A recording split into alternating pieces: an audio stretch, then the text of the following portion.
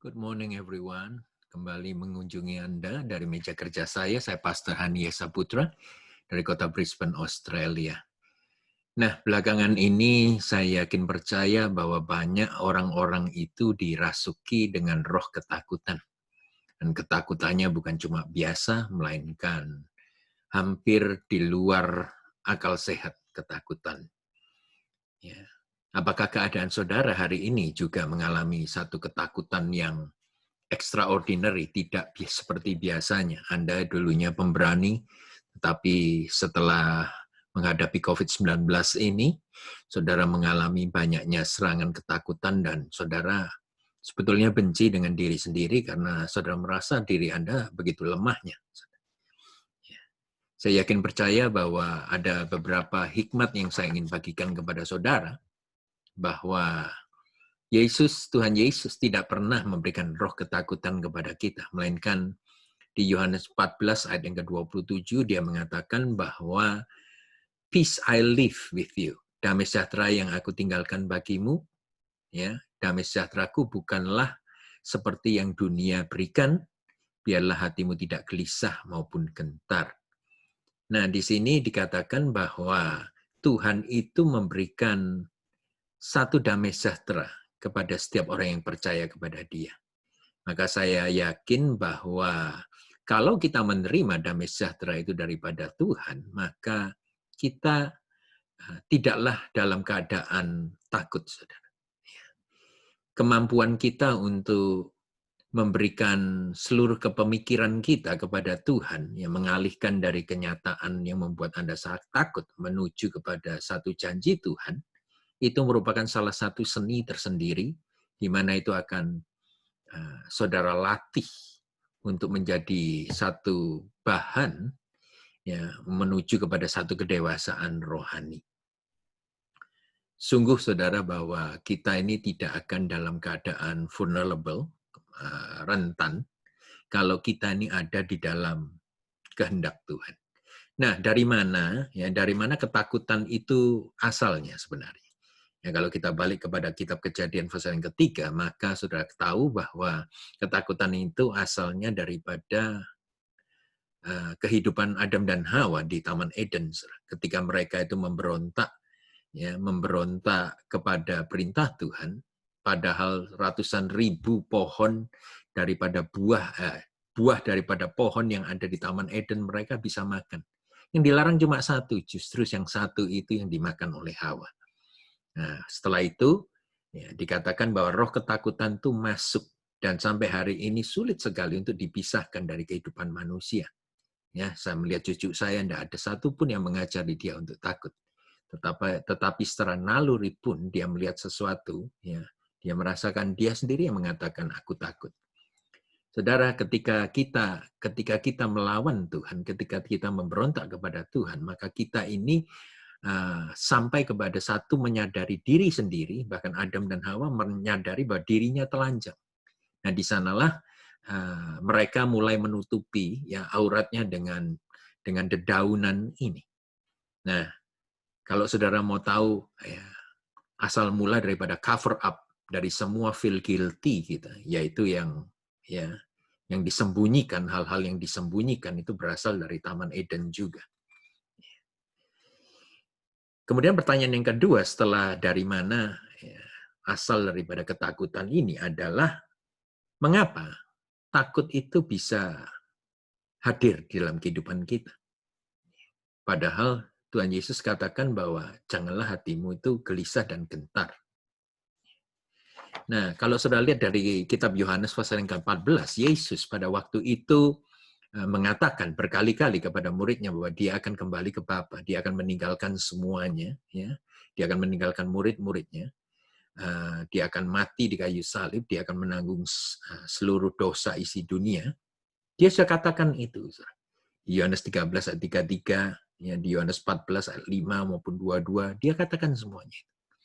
Dan akhirnya ketika mereka itu ketika mereka itu lagi bingung dan lain sebagainya, maka ada sesuatu yang masuk dalam dalam kehidupan murid-murid ketika Yesus katakan, damai sejahtera yang aku tinggalkan kepadamu.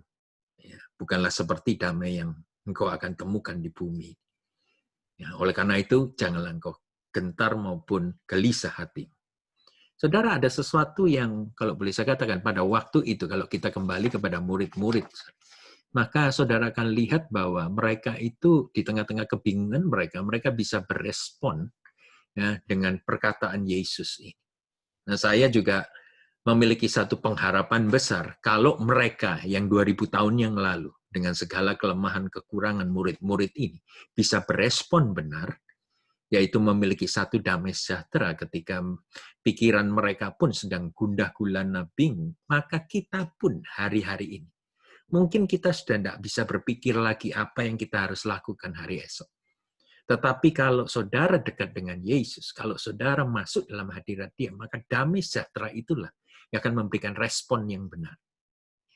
Kemudian yang kedua, saudara, ya, when Jesus speaks peace, He creates peace. Ini dahsyat.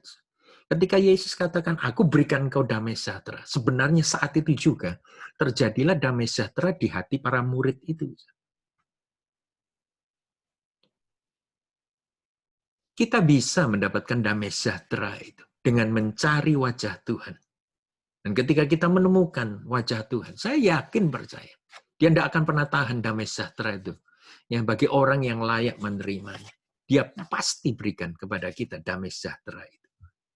Ketika kita cari Tuhan, kita menjadi prioritas utama wajah Tuhan, maka kita akan menemukan damai sejahtera itu. Yang ketiga adalah, kalau kita ini biasa, saudara, menyelesaikan masalah dengan kekuatan kita, maka jangan-jangan kita ini sedang menghancurkan ya, daya efektif daripada pekerjaan Roh Kudus di dalam diri kita, sehingga kita ini benar-benar sedang menghadapi permasalahan kita dengan kekuatan kita. Nah, itulah yang kadang-kadang mencuri ataupun membuat kita ini dalam ketakutan. Nah, sekarang saya ingin kepada poin yang secara cepat aja. 4 hal yang saudara bisa lakukan sebagai satu tindakan bagaimana caranya saudara memenangkan ketakutan. Yang pertama, saudara harus depend on the Holy Spirit. Saudara harus bergantung kepada Holy Spirit. Di ayat 25, 26, Yohanes 14 dikatakan, pekerjaan Roh Kudus itu adalah untuk mengajar dan untuk mengingatkan. Ya, biasanya kita dalam ketakutan itu karena kita lupa akan firman Tuhan dan kita tidak menggubris firman Tuhan. Nah, kalau kita ini tidak lupa akan firman Tuhan, maka Tuhan, Roh Kuduslah yang akan mengingatkan. Kalau kita tidak menggubris, ya, mengira bahwa diri kita sendiri lebih benar daripada firman Tuhan, maka Roh Kuduslah yang akan mengajar saudara. Jadi, biarlah kita bergantung kepada Roh Kudus. Itu salah satu kunci pertama, kita memenangkan peperangan dengan ketakutan. Kunci yang kedua adalah kita harus melayani cuma satu master. Ya, kalau kita hidup dalam dunia entah usia saudara berapa, kita ini biasanya menyelesaikan masalah dengan kekuatan manusia kita, pengalaman kita, kehebatan kita, koneksi kita.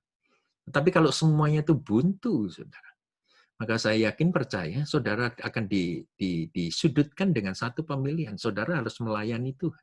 Sebab Tuhan ketika Dia katakan, janganlah engkau gelisah, sebab aku berikan damai sejahtera-Ku kepada. Saudara ada create peace.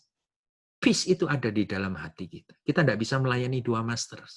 Saudara hebat, saudara punya rekod yang luar biasa sekali dalam memenangkan pertandingan dalam hidup ini. Tetapi suatu saat pun saudara akan bertekuk lutut terhadap permasalahan. Justru di sanalah saudara akan dibuktikan saudara harus melayani Yesus Kristus sebagai satu-satunya master. Yang ketiga adalah bagaimana kita bisa menerima accept ya the plan of the future. Bagaimana kita bisa menerima planningnya Tuhan, rencana Tuhan akan masa depan kita. COVID-19, saudara. Ini menghancurkan segala sesuatu yang kita bisa pikirkan secara normal. Mereka menyebut new normal. Saudara, kita masih meraba-raba apa itu new normal. Kita masih tidak tahu. Tetapi bagaimana kita bisa menghilangkan ketakutan, ketidaktahuan kita itu. Yaitu dengan cara kita ini bisa menerima rencana Tuhan. Ya, biasanya murid-murid mengikut 3,5 tahun. Kasih mereka kepada Yesus itu sebenarnya adalah kasih kepada diri mereka sendiri. Tetapi ya Yesus itulah saudara. Ya Yesus itulah yang benar-benar mengasihi murid-muridnya. Justru inilah kalau saudara menerima rencana Tuhan, percayalah Yesus mengasihi saudara. Dibandingkan kasih saudara kepada Dia, we are nothing. Ya. Yang keempat, yang terakhir adalah following the pattern of obedience. Kita harus mengikuti ya, langkah-langkah daripada ketaatan. Kalau ketakutan itu masuk karena Adam dan Hawa itu tidak taat kepada perintah Allah Bapa, maka di ayat yang ke-31 dari Yohanes 14 itu ada seseorang, Yesus mengatakan demikian. Karena aku mengasihi Bapa dan aku akan mentaati apapun yang Bapa tugaskan aku untuk lakukan. Saudara, ketaatan. Kalau tadi kita lihat bahwa begitu banyaknya manusia itu kasihnya itu defisien, ya, defisiensi. Jadi tidak cukup, saudara, insufficient, ya, insufficiency. Maka kasih Tuhan ini benar-benar, saudara, ya, sufficient of the love of God. Jadi Tuhan Yesus sendiri dengan ketaatan ini, dia naik ke atas kayu salib untuk menebus kita semua. Itulah yang mengusir semua ketakutan dia ketika semua dosa ditimpakan atas tubuh dia. Semua penyiksaan yang dia alami, tubuhnya hancur lebur. Wajahnya pun tidak terlihat lagi sebagai manusia. Nah, di sanalah baru kita tahu persis bahwa ketaatan itulah yang akan mengusir semua ketakutan kita. Kalau kita mengaku bahwa Yesus adalah Allah yang berdaulat atas kehidupan kita, maka saya yakin percaya satu hal, bahwa Tuhan itu mengatur kehidupan kita. Apapun yang Dia beri, saudara, Dia berhak juga untuk mengambilnya. Saya yakin bahwa dalam hidup ini kadang-kadang kita ini bergantung secara manusia, kita ini memegang erat-erat ya, apapun yang kita merasa dearly, indah sekali. Kita pegang erat. Kalau andai kata Tuhan minta itu, apa yang saudara pegang? Apakah saudara mau kasihkan? Berikan kepada Kristus. Ketika saudara berikan kepada Kristus, di sanalah baru damai sejahtera Allah yang sebenarnya masuk dalam kehidupan saudara. Entah apa yang saudara harus berikan. Mungkin saudara saat ini sedang nganggur, baru saja di PHK, baru saja mengalami redundancy. Ya. Saudara, saya yakin percaya Tuhan bisa menggantinya di waktunya dengan yang lebih baik. Saudara tinggal tenang, penuh dengan damai sejahtera Allah. Dan biarlah firman Tuhan ini, 4 kunci ini, bergantung kepada Roh Kudus, layani satu master, dan juga menerima rencana masa depan Anda daripada Tuhan dan obedience, ketaatan saudara, sangat berguna dan sangat berarti bagi kemenangan saudara melawan ketakutan. Tuhan memberkati saudara.